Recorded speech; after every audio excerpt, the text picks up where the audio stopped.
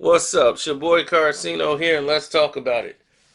The only concern I would have for Carmelo Anthony's return. You see, when Carmelo came back, there was no guarantee where he was going to land.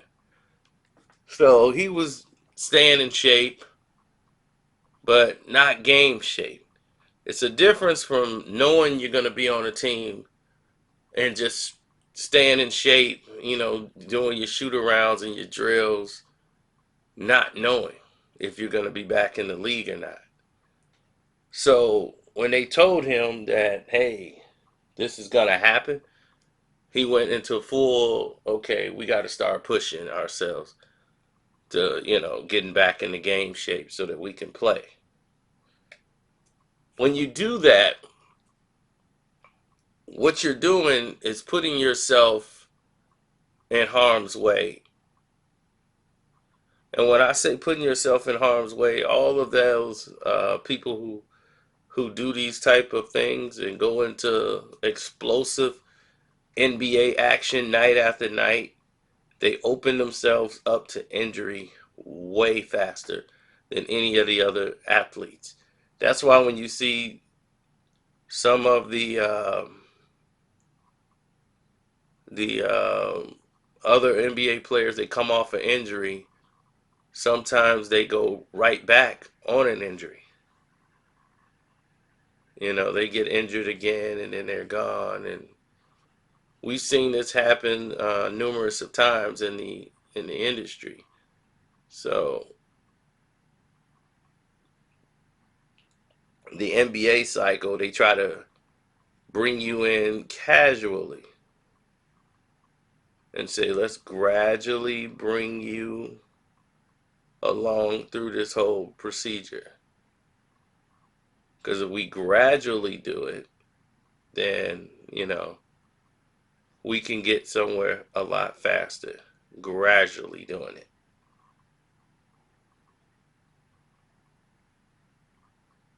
So watching watching how they're playing the entire Blazers games and series, they're like almost last in the league when it comes to assists.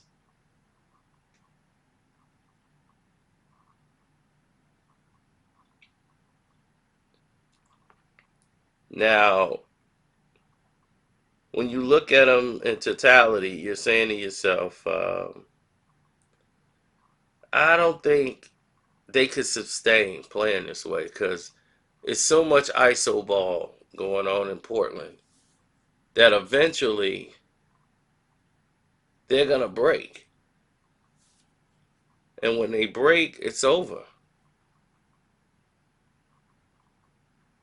I mean, literally, it's over. Because if Melo gets hurt, it's done for him.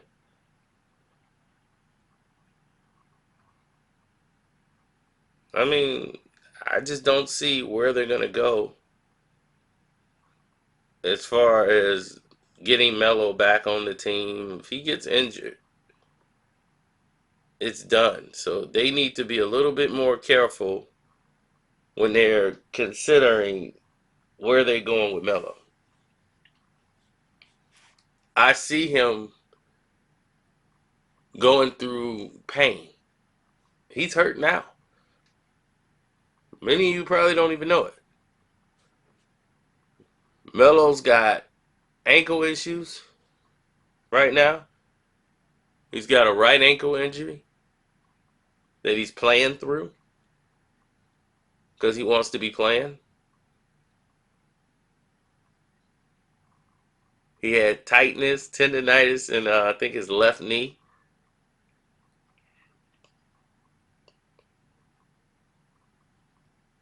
But he's looking at it as, he's just a little nicks and knacks of the game. I'll be all right. I'm telling you, he's pressing. And he's pressing too much to be effective right away. And that's normally a recipe for disaster. It's a recipe for disaster.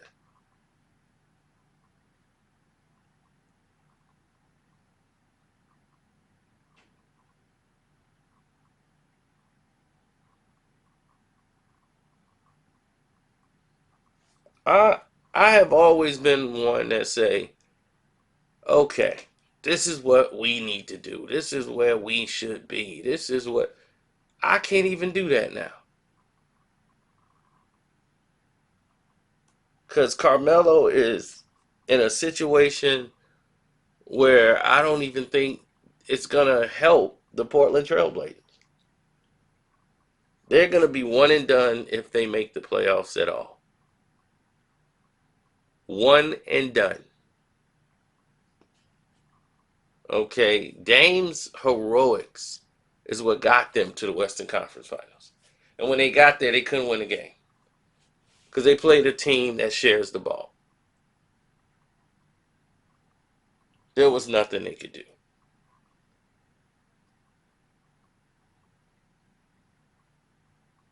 So, the way I see it,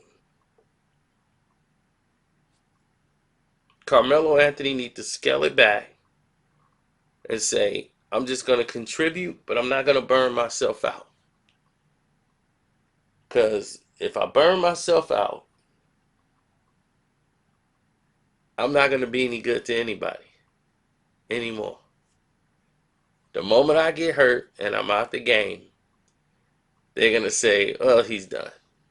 It's a sad way for Carmelo's career to end. They're gonna write the ending of you. That will be the end of the Carmelo experiment. It's done.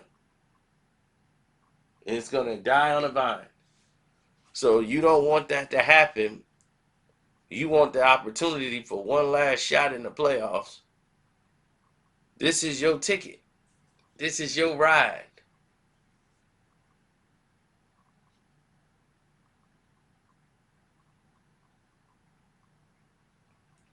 You know? That's how I would look at it. But again, I'm me and everybody else is them. I just look out for the actual person.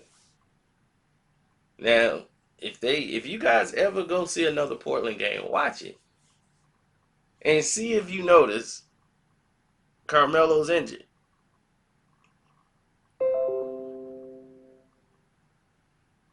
He's playing hurt right now.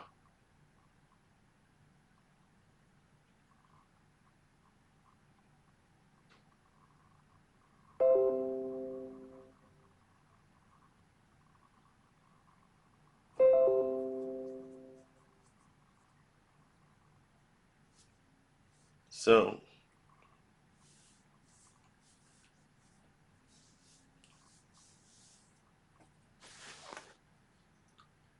that's that. Let's address these questions right quick. Because I know you guys had a lot of questions yesterday. Cino, why you always dogging my Lakers, but you don't say nothing about Kawhi? Kawhi Leonard was 3 for 11 and had 11 points. Talk about that, Cino. If that was LeBron, you'd be dogging him. You a hypocrite. Now, when I talk about LeBron James, is it because of Kawhi Leonard? Is it because of Kawhi that I talk about LeBron? Did Kawhi Leonard put LeBron James out the playoffs for the past 4 years?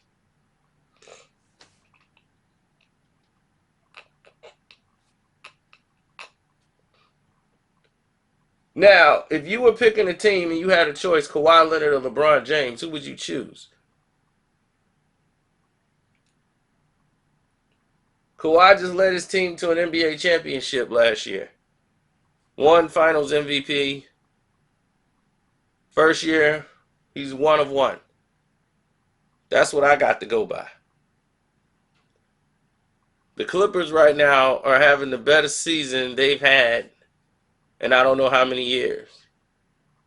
They're poised to win a championship more than the Los Angeles Lakers are.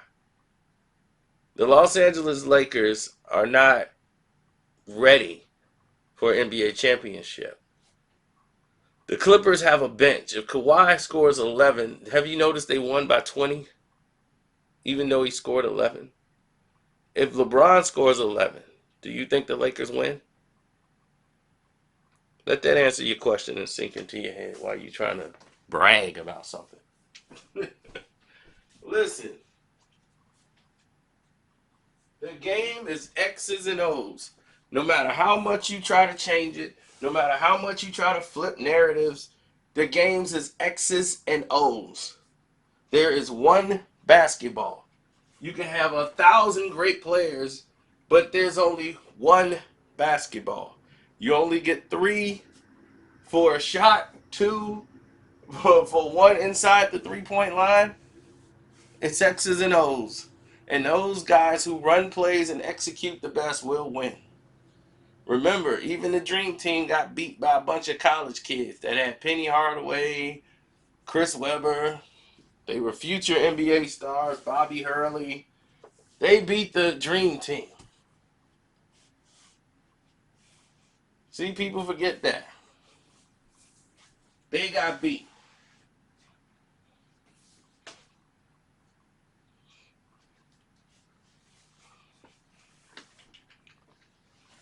Now, they would have came back and won had the game kept going on, but Chuck called it. So that they could feel like they could lose. And it was like, see, if you show up just thinking, we got this one, you'll get beat.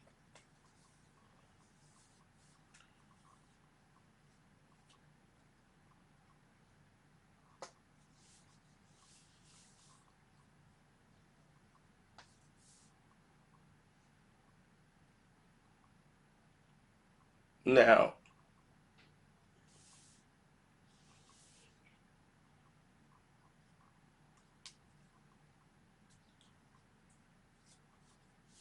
Zeno, what do you think about Max Kellerman dogging Carmelo Anthony? Uh, I don't. Yeah, I saw Lala's comment. Max Kellerman is doing what Max Kellerman does. He's found his niche. He found his lane. He listened to me. And now he's doing better. So, more power to him.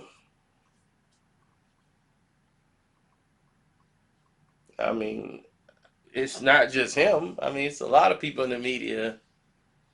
They're going to do whatever they're told to do. How many times you listen to the media and they use the word, here comes that freight train, LeBron James. They're told to say these words. They have to work these words into their offense. The greatest player on the planet, LeBron James. They have to say that. It's on a piece of paper that tells them taglines they got to say while on the air. It's in their programmer's notes.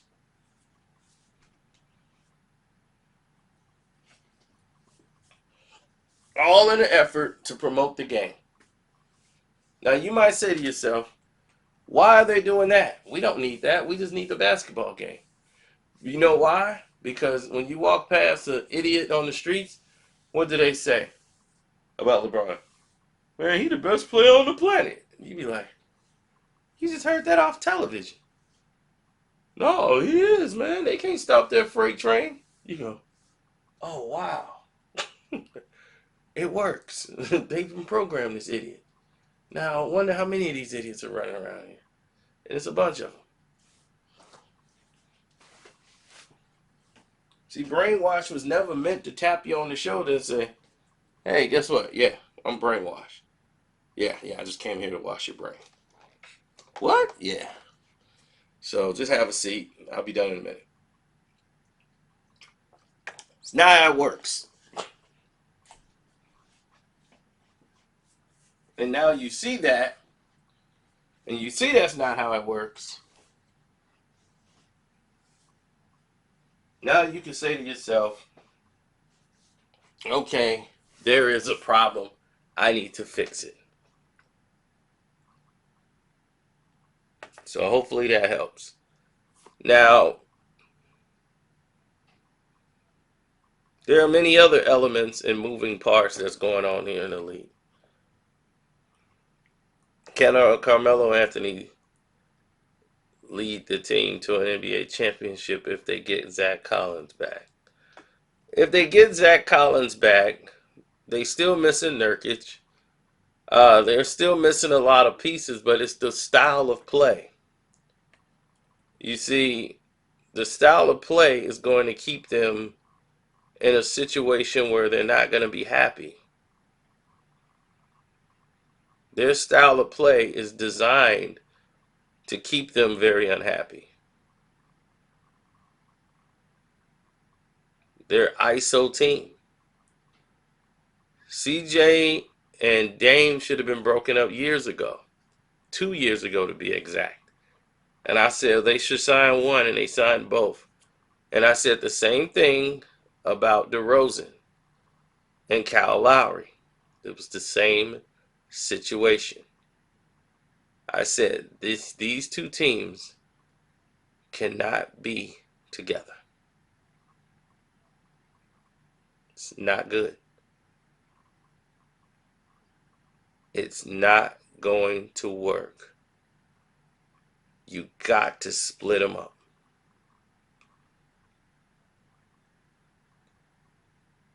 Thanks, Glenn is right. He says, since Kobe has departed from the NBA, the numbers have drastically declined. The NBA and the revolving networks are running out of ideas for their stripes. You're absolutely correct, Glennis. Even Harry Dawkins said, I haven't been donating for a while. Sorry for your loss. Keep making great content. Thank you, man. Also, why do people not put Kobe Bean Bryant as one of the best or one of the best ever? He continues to get backlash.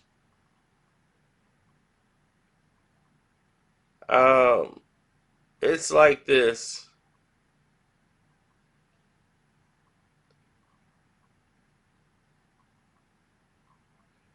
Kobe Bryant is somebody that they don't want to promote as the best because they got Michael. But believe me, Laker fans are always going to put him up there. But when they want to compare Kobe, they got to try to tear down somebody. I mean, they want to compare LeBron. They got to tear down someone else to promote him. And that's where we always bump heads because to us it just doesn't make any sense. Why do you need to tear someone down to make someone else? If someone's great, they're great. You don't have to tear Kobe down to boost up LeBron, but they feel they need to because they already know what they have isn't, great. So on that note, we'll end it there. Thank you guys again for the Streamlab. Those are comments from the Streamlab. You guys can donate to the page by clicking that donate button in the Streamlab and you can leave a long formatted question over there. Or if you just, used to using Cash App, you can hit me up, Carcino on the Cash App. I'm out.